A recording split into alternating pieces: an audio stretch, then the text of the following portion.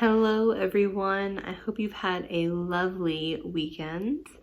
Let's continue to read A Nest for Celeste, okay? A story about art, inspiration, and the meaning of home.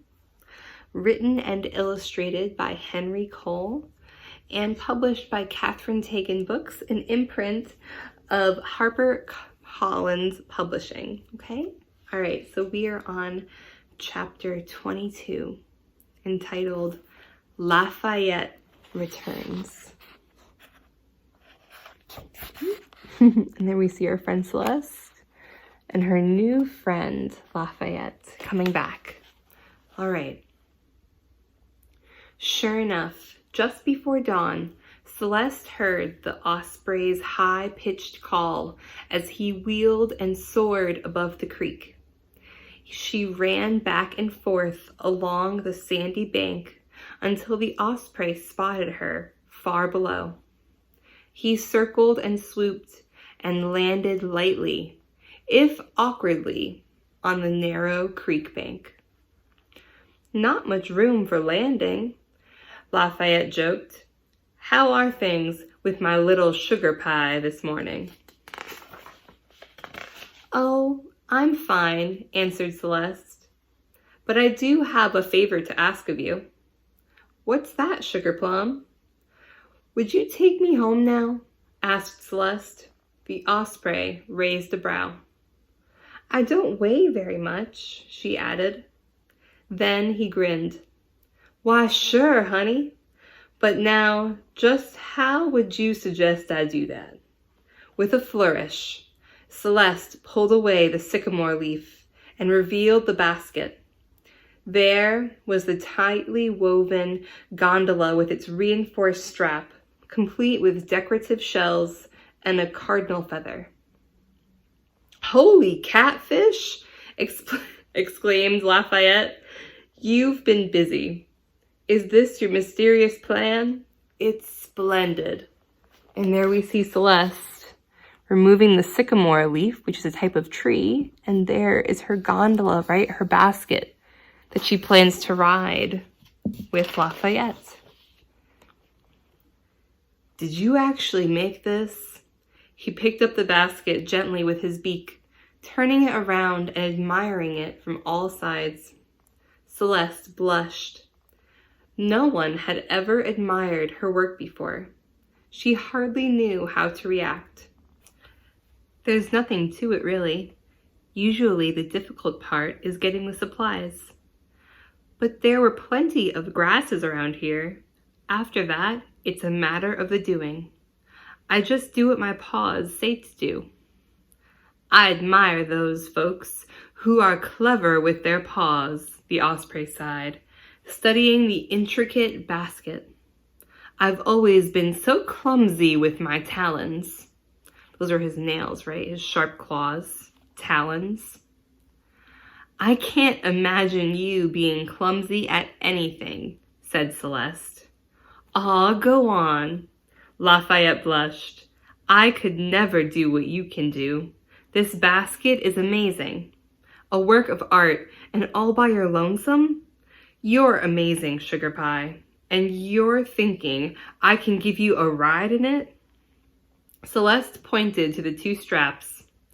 "If you grab here and here with your talons, I'm sure it's sturdy enough, and it's lightweight too, so I wouldn't be much of a burden.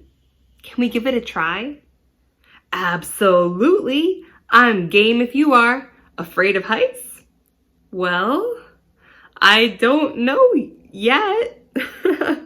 The morning air was cold and damp, and heavy dew covered everything. Even in the pre-dawn light, Celeste could see that the entire world was blanketed with silvery droplets. The air was full of the scent of magnolia and jasmine blossoms, which are a type of flower. Celeste couldn't wait to try the gondola.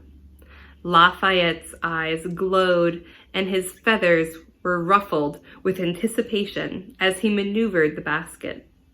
He carefully clasped its handles in his talons and lifted it with one foot. Celeste hopped into the gondola and gripped the rim tightly. "Ready?" he called out. "Ready," she cheered. Chapter 23, Flight. With a few flaps of the osprey's powerful wings, the basket lifted slightly. It dragged for a moment along the sandy shoal, and then, in a flash, the ground dropped away as Lafayette soared upwards.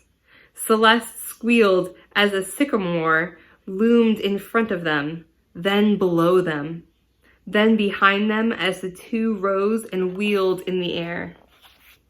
And there we have Lafayette carrying our friend Celeste in her little gondola, right? Her little basket or boat. Ah, wow. How exciting. Celeste turned in her basket. The osprey's huge tail feathers fanned out in a striped pattern above her head.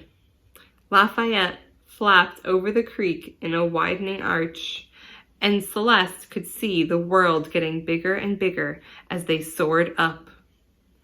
She saw that there were other creeks and vast stretches of woods and fields dotted with houses and barns, striped with fences and sandy roads.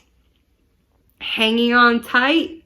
the osprey shouted down to Celeste. "Yes," she chittered back. She clutched the rim of the basket, adrenaline racing through her tiny body. Right? She's so excited. It would be so exciting to be in a basket being carried off by a giant osprey. It seemed that all her strength and energy was spent clinging to the basket, but she desperately wanted to remember every detail of the flight.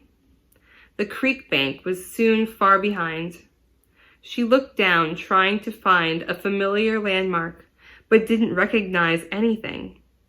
The distant fields and woods were deep green in the early morning light. The air cool and misty as it flowed past Celeste's whiskers. "Should I go back down?" called the osprey. "No, this is wonderful." "Hold on. I want to take you for a real treat." Lafayette banked his wings to the left and angled sharply. "Eee!" Celeste squealed rapturously. "Do that again." And the graceful bird dipped and swooped dangerously close to the treetops. "See that? The river?" And he turned again, nearing an expanse of water nearly a mile wide. The sun had just peaked above the tree line to the east, turning the water into a golden mirror, dotted with hovering patches of peach and honey-colored mist. Hundreds and hundreds of ducks were careening along the shoreline in loose flocks. The osprey dipped slightly as they neared an enormous sycamore tree along the riverbank. As the basket glided between its branches, they saw scores of yellow, green, and orange parakeets. "Hello down there," Celeste called to them. "Hello," they chattered back and screeched. Lafayette continued up the river, alternately soaring just above the treetops and flapping just above the water surface. There are those lovely birds, all chattering back to our friend Celeste in her little gondola. Celeste breathed deeply, enjoying the sweet, musky air of the river as the air rushed across her whiskers. They headed toward an open part of the woods. Celeste could see that it seemed to be flooded with river water.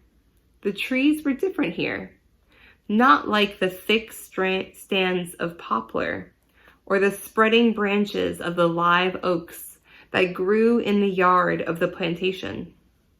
These trees seemed to pop right out of the water. Their branches were festooned with large tresses of hanging moss. Festoon means like covered or clothed in, right? So they've got lots of big pieces of moss hanging off, like Spanish moss. Think an old bayou. She looked closer. Down along the banks of the dark water, she could see long, rough-skinned creatures basking in patches of sunlight. One of them opened its huge mouth as they flew over and bellowed. Celeste could see rows of sharp teeth.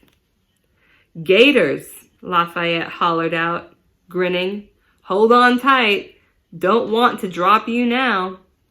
They flew above long-necked birds that lined and dotted the tree limbs by the thousands. As Lafayette and Celeste cleared the tree canopy, they surprised the birds. The birds' necks and wings stretched out, and they squawked and croaked in a deafening cacophony. Celeste looked down as the entire flock took flight, flapping and swirling, brilliantly white in the morning sun. Lafayette flew in long, wide circles over the area, with Celeste scanning for anything familiar. Suddenly she shouted, "There, below! That's it, I'm sure. That's the big house." It was hard to recognize because she had never seen the plantation from this view. But the little bedroom window with the magnolia nearby was unmistakable. Lafayette circled down. "I'm glad I've gotten you back before the sun was up too high, or else someone might start shooting at me," the osprey called down. More and more guns shooting into the air these days.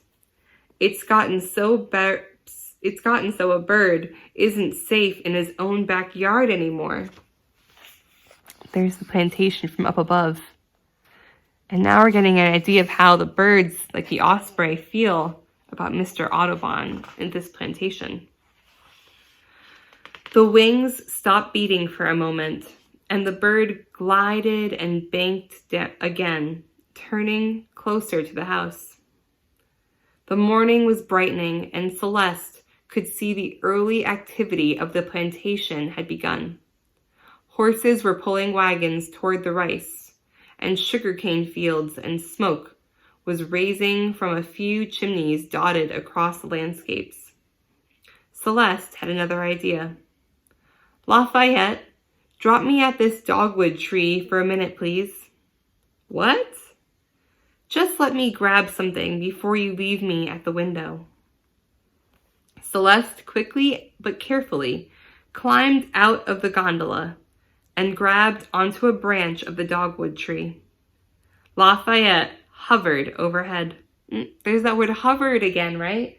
We've learned that word in our English language arts class, hovered, right?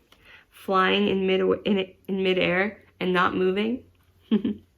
Lafayette hovered overhead. Finding a cluster of berries, she hurriedly chewed through a long stem. She grabbed the stem firmly before leaping back into the basket. "Up to the window, the one on the left," Celeste called out, and they flew to Joseph's windowsill. The osprey hovered just above the windowsill as Celeste carefully leapt out again. "I'll see you soon, sweet pea," Lafayette called down. "Thank you," Celeste squeaked as Lafayette dropped the basket on the sill, "for getting me home and for the most wonderful time I've ever had." All right, chapter 24. We will continue reading this tomorrow, everyone. I cannot wait to continue and see what happens next to Celeste and her little package of dogwood berries. All right, have a lovely rest of your day, and I will see you tomorrow. Bye.